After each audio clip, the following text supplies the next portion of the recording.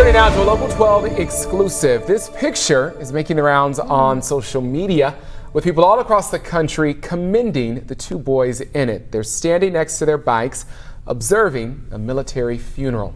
Now, they didn't know the man being buried, but they knew enough about what he represents that made them pause. Yeah, those two boys are from right here in the tri-state, and they talked to Brad Underwood about why they hopped off their bikes in an interview you'll see only here on Local 12.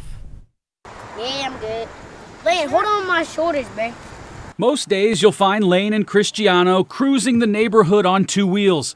But last Thursday, the boys saw something that made them hit the brakes. We're just riding our bikes home, and we're like, I looked over and I seen soldiers.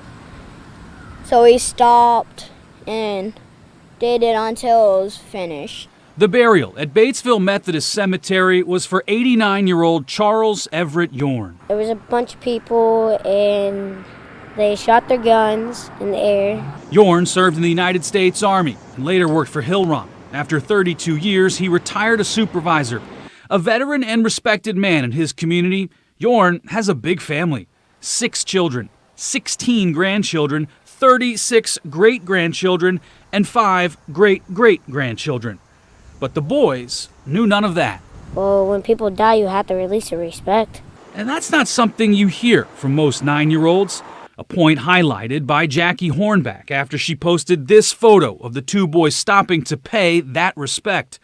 She wrote how proud she was of the two and that their parents should be proud. And the serviceman, Yorn, surely was in heaven smiling down on them. It means a lot to me. I know I started tearing up when I seen it and realized it was him and everything. I think I just learned it because I'm real big. I'm military. My dad was military, grandparent. A proud moment for Lane's father, Sean Moody, who even jokingly commented on the photo on Facebook. I always wonder if anything I say sinks in. Obviously, more than I thought. I took a picture of it this morning when I seen over 5,000 likes on one of the posts just for memory, and never thought in a million years something as simple as that would blow up like it has. A simple act that will forever be meaningful to more people than the boys realize right now. What they do know is that stopping at the service was the only thing to do. Since we heard the music playing, I don't know, maybe we could respect it. Respect. In Batesville, Brad Underwood, Local 12 News. And we should note here that several members of Yorn's family made their appreciation of what the young boys did known today on social media. Yeah.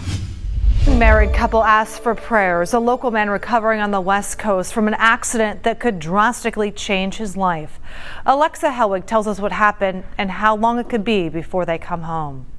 Travis and Lauren Ray are a young and thriving couple from Milford. They'll celebrate 2 years of marriage at the end of the month. It'll be a year ago in December. We bought our first house together in Milford. It's these special moments that bring the couple closer, even through life-changing moments. In August, Travis and Lauren traveled to his hometown in Washington State to celebrate family birthdays.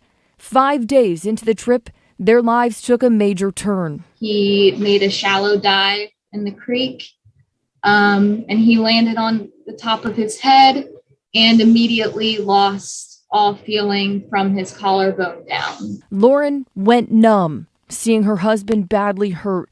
Travis was flown to a hospital in Seattle. Honestly, my first thought was to start praying.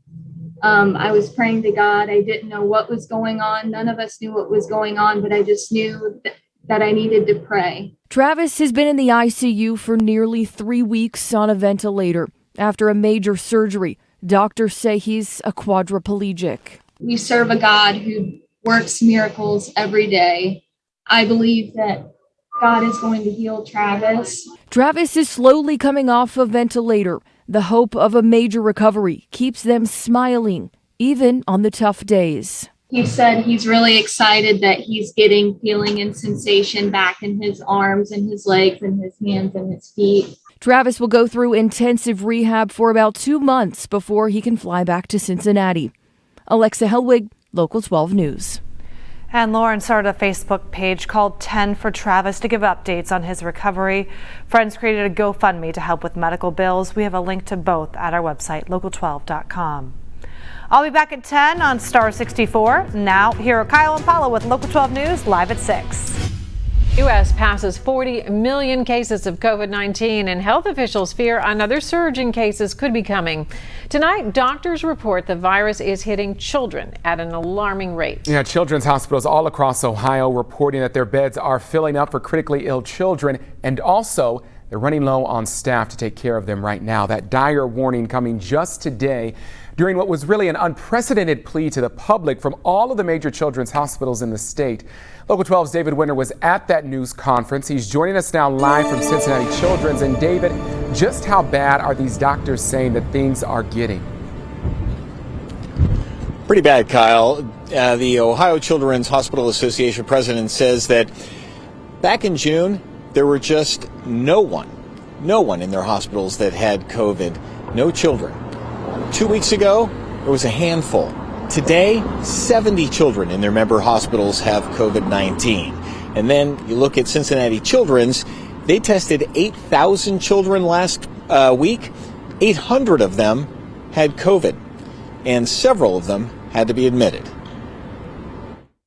About 12 to 15 kids hospitalized per day in the ICU and also on ECMO.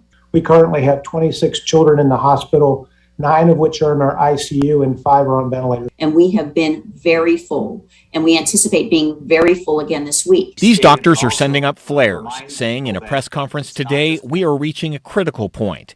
I asked about those who simply do not believe them. There are still thousands of people out there that are saying, yeah, kids get COVID, but as a percentage, they're really not getting that sick. And what do you have to say to those people? In 2020, I said that. In 2021, that is absolutely not the case. The Delta variant is not only more contagious, it's impacting kids at a fundamentally higher level than we've seen to date. And the chief of staff at Cincinnati Children's says patients at her hospital are not just showing mild symptoms. The kids who are hospitalized now with COVID, it's not just that they're incidentally positive, they are sick with COVID. They have COVID pneumonia, they have high respiratory needs, they're on high frequency or high flow nasal cannula or ventilators, and they are very sick. What if we stay on this current trajectory, and how long do we have before what? We're mildly terrified because we don't know what flu season is going to be like. We don't know where the plateau is, and we're still on the rise. So this has our attention. It really has our attention. And the doctors today say that they were speaking directly to parents to get their children vaccinated who are over 12 years old and eligible, or get themselves vaccinated to try and protect the children that are not eligible yet to get the vaccine. They also say that they were speaking to school administrators to get them to pass rules that would mandate masks in schools. They say these are the tools we have right now to try and turn around this trajectory.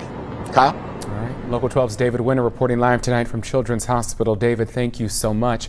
And the chief of staff there at Cincinnati Children's says that she believes the FDA within the next few months will approve emergency use authorization of a COVID vaccine for children 5 to 12 years old. And she says that she hopes parents will take full advantage of that.